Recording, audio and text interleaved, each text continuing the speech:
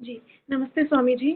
मेरा प्रश्न है कि अ, जब भी हमें ये योगा आपने जो 4 वो बताए हैं योगा, उनके में कुछ करना है हमें, उनका शुरुआत करनी है, तो शुरुआत करते समय भी हमारे पास कोई गुरु होना चाहिए या गुरु का कितना महत्व रहेगा हमारे जीवन में इन सब चीज़ों को प्राप्त करने के लिए? बहुत अच्छा प्रश्न है। बहुत अच्छा प्रश्न है। अच्छा देखो भाई, यदि आप नई जगह पर जा रहे हैं, कभी गए नहीं हैं, एड्रेस पता है, तो बेहतर तो ये होगा आप जीपीएस लगा दीजिए, है ना। जीपीएस लगाने से वो जो लेडी बैठी है ना गूगल में, बोले गो लेफ्ट गो राइट, है ना, तो इजी हो जाता है। और नहीं तो क्या करते हैं, गए उधर फिर पान वाले से पूछे, और ये तो भारत में संभव है, वहां तो पान वाला भी नहीं है, कोई दुकान भी नहीं है, अमेरिका में तो उसमें जीपीएस भी जाना पड़ता है। तो ये गुरु पोजिशनिंग पोजिशनिंग सिस्टम है। गुरु होना आवश्यक है। इवन एक रास्ते के लिए भी आपको गुरु की आवश्यकता है, गाइड की आवश्यकता है, एक साधारण रास्ते के लिए। और ये तो अनंत का रास्ता है, उसके लिए गुरु की आवश्यकता नहीं है। परंतु ये गुरु के लक्षण हमको जानने चाहिए, सदगुरु के लक्षण, सत शिष्य के लक्षण। ये जब तक हमको इस सदगुरु नहीं मिलते हैं या हमारे भीतर में सत शिष्य के लक्षण प्रकट नहीं होते हैं, उस समय तक हम कुछ हद तक इनका किताबों को पढ़ करके और कुछ इस प्रकार के सेमिनार के द्वारा कुछ नॉलेज प्राप्त करके हम कुछ ना कुछ प्रैक्टिस कर सकते हैं। There is no harm in that. परंतु खास करके मैं कहूंगा राजयोग को छोड़ के बाकी 3 योग आप करिए। और राजयोग में भी ध्यान यदि करना ही है तो कुछ कम समय के लिए कीजिए, एकदम से बढ़ा करके नहीं। बाकी सब जो भक्ति योग है, ज्ञान योग है, कर्म योग है, इसमें कोई भी नुकसान होने का भय नहीं है। इसलिए आप प्रार्थना से शुरू कीजिए। प्रार्थना के लिए कोई गाइड आपके पास नहीं है, कोई बात नहीं, जो मन में प्रार्थना आती वही कीजिए। ऐसे तो बहुत सारी प्रार्थनाएं उपलब्ध भी हैं, बहुत सारे भजन उपलब्ध हैं, उनको गाइए। आपकी खुद की प्रार्थना बनाइए, भजन कीर्तन कीजिए, प्रार्थना कीजिए, पूजा कीजिए, तीर्थ धाम कीजिए। ये है भक्ति योग, इजी है, सरल भी है। फिर ज्ञान योग में आप जो सदग्रंथों का अध्ययन करके ऊपर चिंतन करें, उसी को हम ज्ञान योग बोलेंगे, श्रवण मनन निधिध्यासन। और फिर कर्म योग, थोड़ी थोड़ी सेवा करें। पर कर्म और कर्म योग दोनों में अंतर समझना चाहिए। एक हमारे स्वामी जी थे, सीनियर स्वामी जी बहुत बोलते थे, अच्छा तुम लोग कर्म योग कर रहे हो ना, कर्म भोग कर रहे हो। क्यों? जो भी कर्म करोगे उसका फल मिलेगा, ये नियम है। Law of karma is supreme in the mental world, just as law of gravitation supreme in the physical world. जिस प्रकार से गुरुत्वाकर्षण का नियम है भौतिक जगत में, उसी प्रकार से मानसिक जगत में कर्म का सिद्धांत तो क्या कहता है, as you sow so you reap. जैसा बोओगे ऐसा मिलेगा।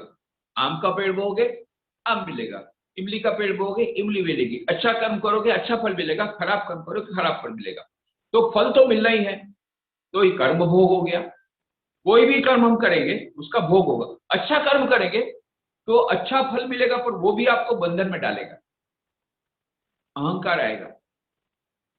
कर्म योग कब बनता है, जब वो कर्म हमें ईश्वर से योग करा देता है, जब उस कर्म निष्काम भाव से होता है, जब उस कर्म के भीतर की जो शुद्ध भावना ये रहती है, मुझे ईश्वर की प्राप्ति करनी है, मेरे जीवन का लक्ष्य केवल यह दुनियावी चीजें नहीं, पर वह परम लक्ष्य है, तब वो योग बनता है।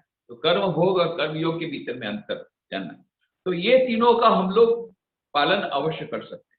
और जहां तक राजयोग का क्वेश्चन है, यम और नियम का पालन करने का हम शुरू कर दें थोड़ा थोड़ा, और जितने प्रमाण में हम यम और नियम का पालन करने में सक्षम हैं, उतनी मात्रा में हम ध्यान का प्रारंभ करें। और शुरुआत में हम 5-10 मिनट ध्यान करते हैं, तो कई किताब से ले लिया, कोई वहां से ले लिया, ठीक है। पर यदि आप गहरे जाना चाहते हैं ध्यान में, आध्यात्मिक साधना में, तो फिर एक व्यक्तिगत गुरु का मार्गदर्शन काफी ज्यादा हमें सहायरूप होता है। इसलिए हमारे रामकृष्ण मिशन में परंपरा है, यदि कोई भक्त आता है तो हम बोलते हैं आप जैसा जैसा साधना करना हो करिए। पर यदि आपको साधना में डूबना है और यदि आपको रामकृष्ण देव के आपको उद्देश्य अच्छे लगते हैं, रामकृष्ण विवेकानंद जी के उद्देश्य अच्छे लगते हैं, तो हमारे मंत्र दीक्षा का प्रावधान है। जैसे अभी अप्रैल में आएंगे बड़ौदा में हमारे वाइस प्रेसिडेंट, और ये मंत्र दीक्षा कौन दे सकते हैं? हमारे वाइस प्रेसिडेंट महाराज, दूसरे कोई नहीं दे सकते, प्रेसिडेंट और वाइस प्रेसिडेंट। क्यों? क्योंकि हमारे शास्त्रों में कहा कि सदगुरु किसको बोलते हैं? जिसमें 4 लक्षण है। श्रोत्रिय, उसको शास्त्रों का ज्ञान होना चाहिए, ब्रह्मनिष्ठ, ब्रह्म में उसकी निष्ठा होनी चाहिए, अवरजिन, उसका चरित्र निष्पाप होना चाहिए, और काम हतो, उसमें स्वार्थ की कोई भावना होनी चाहिए, लेन देन की कोई भावना नहीं चाहिए। तू मुझे $500 दे तब मैं मंत्र दीक्षा दूंगा, ऐसा कोई करेगा वो सदगुरु नहीं है। आजकल तो पैसा कमाने का मशीन बन गए गुरु, वो नहीं। तो सदगुरु में ये 4 लक्षण होने चाहिए। उसी प्रकार से सदशिष्य के भी 4 लक्षण है। नित्यानित्य वस्तु विवेक, विवेक बुद्धि होनी चाहिए। यह मूत्र फल भोग राग विराग, वैराग्य की भावना होनी चाहिए थोड़ी सी। फिर शमदमादि षट संपत्ति, 6 प्रकार की संपत्ति होनी चाहिए। श्रम, दम, उपरति, तितिक्षा, श्रद्धा, समाधान, ऑफिस, मुमुक्षत्व, ये चौथी, 4 क्वालिटी शिष्य की है। तो ये जैसे जैसे शिष्य में ये लक्षण आते हैं उतनी मात्रा में उसको सदगुरु के ये लक्षण मिल जाते हैं, उस प्रकार के सदगुरु उसको मिलते हैं। तो हम जहां से वहां से शुरू करें, शायद हो सकता है हमारे में ये 4 लक्षण न हो सद शिष्य के, थोड़े थोड़े ये मन से हमारे मन में आते हैं, उस प्रकार से हमको उसी प्रकार के गुरु भी मिल जाएंगे। और इसीलिए हमारे रामकृष्ण मठ मिशन में केवल प्रेसिडेंट और वाइस प्रेसिडेंट, जो बहुत ही हमारे सीनियर स्वामी जी लोग हैं, तो कई वर्षों से आध्यात्मिक मार्गदर्शन कर रहे हैं सब लोग का, उन्हीं को मंत्र दीक्षा देने का प्रावधान। पर जो भी हो, यदि आप चाहें तो रामकृष्ण मिशन में मंत्र दीक्षा ले सकते हैं, और भी कई संस्थाएं वहां पे भी मंत्र दीक्षा ले सकते हैं। पर एक स्टेज ऐसी आती है जब गुरु अंतर का गुरु ही बन जाता है। पर कई लोग क्या बोलते हैं, हमको गुरु बनाने की आवश्यकता है। अरे हमारे अंतर में परमात्मा है, उसी को हम गुरु बना लिए, बहुत अच्छी बात। पर आपका चित्त क्या शुद्ध हुआ है? First question. जहां तक हमको लगता है हमारा चित्त शुद्ध है, पर हमारे सबकॉन्शियस माइंड में, अचेतन मन में कितनी गंदगी भरी हुई है हमको पता नहीं। तो इसीलिए हमारा मन हमको कभी कभी दूसरे मार्ग पर ले जाता है, कुमार्ग पर ले जाता है, उसका आर्गुमेंट वो देता है।